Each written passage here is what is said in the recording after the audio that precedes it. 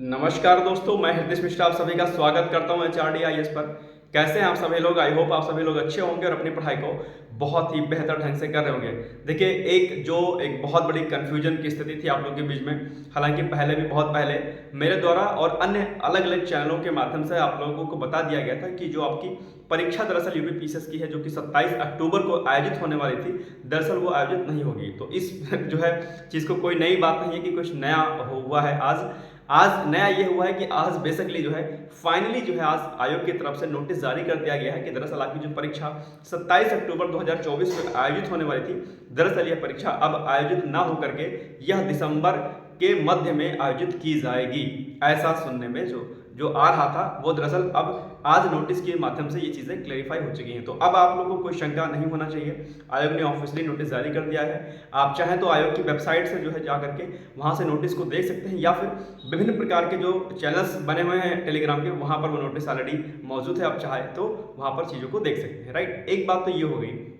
दूसरी महत्वपूर्ण बात यह है कि आज और कल आप सभी लोगों को पता था कि एक महाअभियान चलाया जा रहा है। दरअसल जो आपकी परीक्षा जो आयोजित होने वाली है पीसीएस की और आरओ की, जो अलग अलग तिथियों में जो आयोजित होगी, यानी कि पीसीएस की जो परीक्षा होगी आपकी 2 दिवस में आयोजित होने वाली बात चल रही थी, और जो आपकी आरओ की परीक्षा है वो 3 शिफ्ट में, यानी कि 2 दिन में 3 शिफ्ट में आयोजित करने की बात कही जा रही है। और ऐसे में कहीं ना कहीं नॉर्मलाइजेशन की जो समस्या है वो सामने आएगी, और ऐसे में कहीं ना कहीं वैकेंसी फंस सकती है। एक लंबा समय दरअसल इसमें जा सकता है। ये एक विकट स्थिति आपके सामने आ सकती है। आप लोग को लगता होगा कि चीज़ें बहुत आसान है, एग्जाम हो जाएगा, 2 दिनों में सब कुछ फाइनल हो जाएगा जल्दी जल्दी। बहुत मुश्किल है, बहुत मुश्किल है, क्योंकि आप एक बात सोचो कि आयोग 150 क्वेश्चन को नहीं बना पाता था। मतलब ये बड़ी सोचने वाली बात है।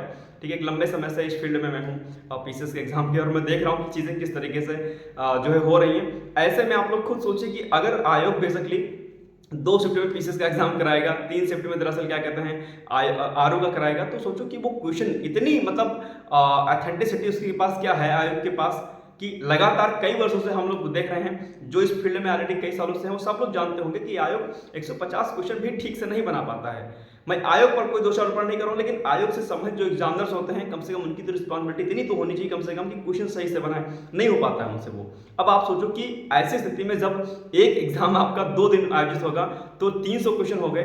300 क्वेश्चन में आप सोचो कि कितनी ऑथेंटिसिटी इनकी रहेगी। सबसे बड़ी बात है सीसैट को लेकर के बहुत बड़ा लोचा हो सकता है, बहुत बड़ी प्रॉब्लम हो सकती है नॉर्मलाइजेशन में। ठीक है, और जो लोग कह रहे हैं कि नहीं नॉर्मलाइजेशन तो कोई समस्या नहीं है, एसएससी में होता है, बैंकिंग में होता है, फलाना इनका जो एग्जाम्पल देते हैं वो एग्जाम्स अलग है, ये एग्जाम अलग है आपका। इस बात को आपको समझना चाहिए। और दूसरी महत्वपूर्ण बात यह है, जो लोग कहते हैं कि हम आपको एक सीट लेनी है, आप एक सीट ले लीजिएगा, कुछ भी हो जाएगा तो कोई दिक्कत नहीं है, ये दरअसल दंश वही जो है झेला हुआ जो होगा, जिस दंश को वो इस स्थिति को सही ढंग से समझ पाएगा।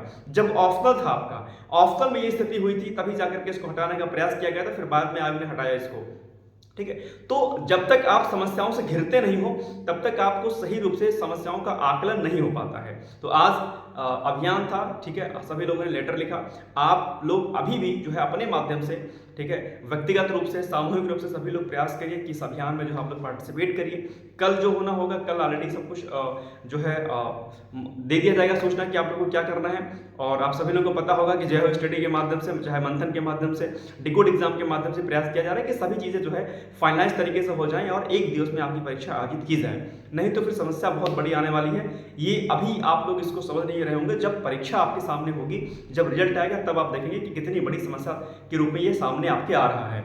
ठीक है, तो आप लोग व्यक्तिगत तौर पर जो भी आपके आसपास जो भी विधायक रहते हों, जो आपके क्षेत्र के हों, जो सांसद आपके क्षेत्र हों, उनके माध्यम से आप ज्ञापन दे सकते हैं। ठीक है, मेल कर सकते हैं। मेल सीएम ऑफिस से लेकर के आयोग की सभी जगहों की अलग अलग मेल्स आईडी हैं, आप वहां पर जाकर अपनी बात को रख सकते हैं। लेकिन सबसे बड़ी बात, मैंने परसों नरसों भी ये कहा था, मैं आज फिर से कह रहा हूं कि आपकी बात में बस वो वजन होनी चाहिए, तार्किकता होनी चाहिए। यदि आप अपनी बात तार्किक रूप से रखते हैं तो सरकार आपकी बात सुनेगी, आयोग आपकी बात सुनेगा। क्योंकि सिंपल सी बात है भाई, आप लोकतंत्र का हिस्सा हैं, आप इस देश का हिस्सा हैं। सरकारें किसके लिए काम करती हैं? क्या पाकिस्तान के लिए काम करती हैं क्या? नहीं जी, सरकारें आपके लिए काम करती हैं, सरकारें देश के लिए काम करती हैं। इसलिए वो आपके लिए हैं, आपने उनको चुना है, आपके वो जो है नेता हैं। अगर वो आपकी बात नहीं सुनेंगे तो कौन सुनेगा, है ना भाई?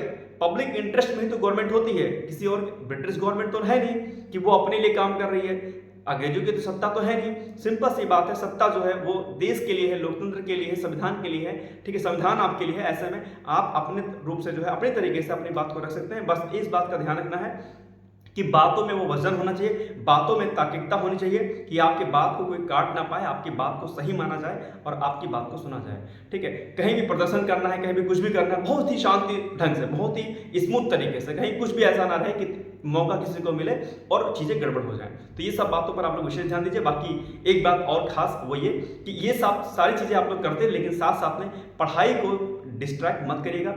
पढ़ाई जब भी रात में मौका मिले, सुबह मिले, शाम मिले, दोपहर मिले, जब भी मिले, अभियान का हिस्सा बने, लेकिन इसके साथ साथ में अपनी पढ़ाई को फोकस रहें, पढ़ाई को डिस्ट्रैक्ट मत होने दें। दोनों चीज़ें आपको करनी है। आपके लिए आंदोलन है, आपके लिए एग्जाम है, किसी एक का एग्जाम नहीं, सभी का सम्मिलित रूप से एग्जाम है, ठीक है। सभी की ये सामूहिक भागीदारी बनती है कि वो अपनी भागीदारी को सुनिश्चित कराएं और इस अभियान में जो है पार्टिसिपेट करें। ये मेरी तरफ से आप सभी लोगों को जो है एक छोटा सा संदेश था। बाकी पढ़ते रहिए, मस्त रहिए। कहीं कोई समस्या अगर आपको आती है तो आप डिस्क्रिप्शन बॉक्स में दिए गए लिंक के माध्यम से आप मुझसे बात कर सकते हैं और अपनी पढ़ाई को लगातार जो है कर सकते हैं, ठीक है। फिर तो मिलेंगे हम लोग अगले दिन, तब तक के लिए जय हिंद, जय Bharat. Thank you so much, bye bye, take care.